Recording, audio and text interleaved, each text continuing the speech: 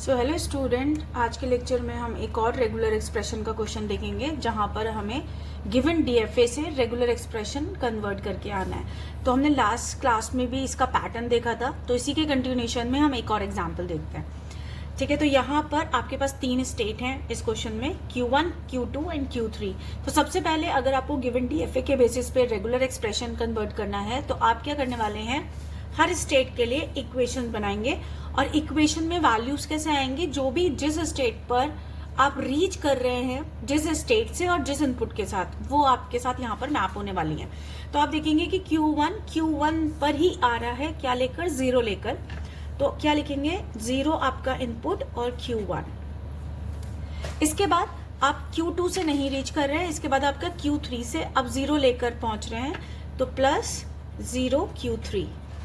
क्योंकि Q1 आपकी initial state है तो आप इसमें ऑलवेज नल ऐड करेंगे, सिर्फ और सिर्फ नल आपका इनिशियल स्टेट में ऐड होता है। सेकेंड है, मैं इक्वेशन बना रही हूँ Q2 के लिए। तो Q2 पर आप कैसे कैसे पहुंच सकते हैं, एक तो Q1 से 1 लेकर, एक Q2 से भी 1 लेकर और Q3 से भी 1 लेकर। तो 1 Q1 plus 1 Q2 and plus 1 Q3। ठीक है, क्योंकि ये Q2 आपकी इनिशियल नहीं है तो आप कुछ और ऐड नहीं करेंगे। इसके बाद Q3 के लिए इक्वेशन कैसे बनेगी, Q3 पर आप कैसे पहुंच रहे हैं, सिर्फ और सिर्फ Q2 से पहुंच रहे हैं 0 लेकर। तो Q3 की जो इक्वेशन है वो क्या आ रही है आपको, 0 लेकर Q2। ठीक है, तो Q2। अब क्या देखेंगे, जो भी आपको फाइनल आंसर मिलने वाला है वो Q1 स्टेट से मिलेगा, क्योंकि Q1 आपकी फाइनल स्टेट है। तो पूरा रेगुलर एक्सप्रेशन जो आपको मिलने वाला है फाइनल, वो Q1 स्टेट से ही मिलेगा। ठीक है, तो अगर मुझे Q1 को सॉल्व करना है तो Q1 के साथ Q1 भी है और Q3 भी है। तो अगर मैं Q3 को यहाँ पर रिप्लेस करूं तो वो Q2 भी देगा। तो बेटर है कि पहले मैं Q2 इक्वेशन में, क्योंकि आप देखेंगे कि Q3 भी है, तो मैं यहाँ पर 2 रखूंगी और यहाँ से कॉमन Q2 ले लूंगी और यहाँ पर आपके आर्डेंस लग जाएगी। तो मैं क्या करने वाली हूँ, Q3 की जो वैल्यू है वो Q2 इक्वेशन में Q2 के लिए रखने वाली हूँ। तो फ्रॉम इक्वेशन 2 हम क्या करने वाले हैं, Q3 की वैल्यू को। तो Q2 equals to 1 Q1 plus 1 Q2 plus 1। अब Q3 की वैल्यू में रखूंगी यहाँ पर, तो क्या है आपकी 0 Q2। ठीक है, अब यहां से Q2 और Q2 कॉमन आ गया, तो क्या आपका आएगा यहाँ पर स्टेटमेंट, प्लस Q2, यहां से Q2 लिया तो 1 प्लस 1 0।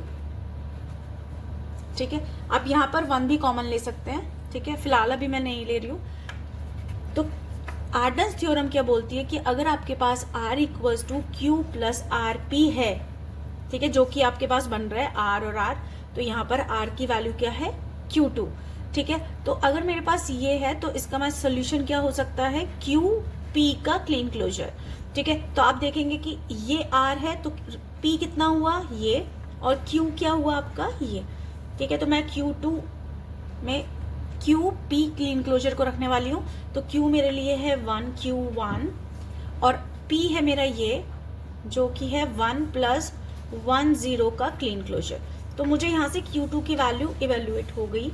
अब मुझे क्या करना है, अब मुझे Q3 में Q2 की वैल्यू को रखना है। तो Q3 इक्वल क्या हो जाएगा, 0 0 Q2। अब मैं Q2 की ये पूरी वैल्यू रिप्लेस कर रही हूँ, तो 1 Q1 1 प्लस 1 0 का क्लीन क्लोजर। ठीक है, अब ये इक्वेशन जाएगी, अब Q3 की वैल्यू जाएगी इक्वेशन फ्रॉम इक्वेशन 1।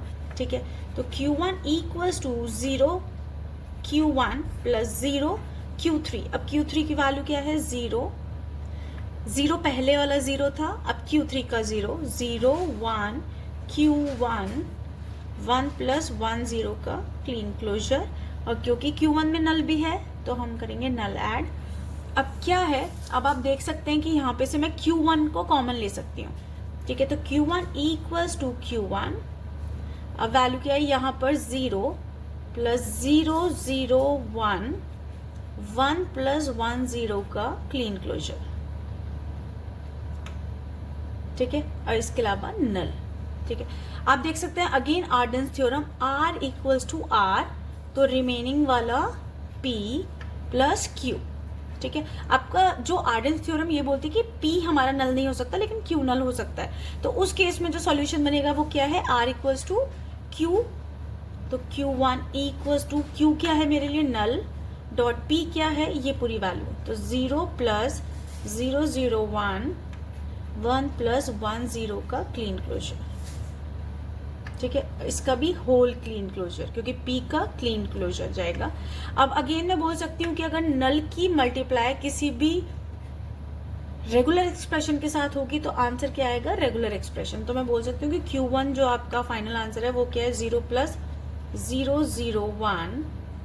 अच्छा, अब यहाँ से 1 भी कॉमन ले सकते हैं, फिलहाल आप ऐसे भी छोड़ सकते हैं। तो क्लीन क्लोजर का होल क्लीन क्लोजर, ठीक है।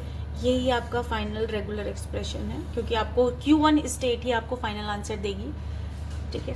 Thank you.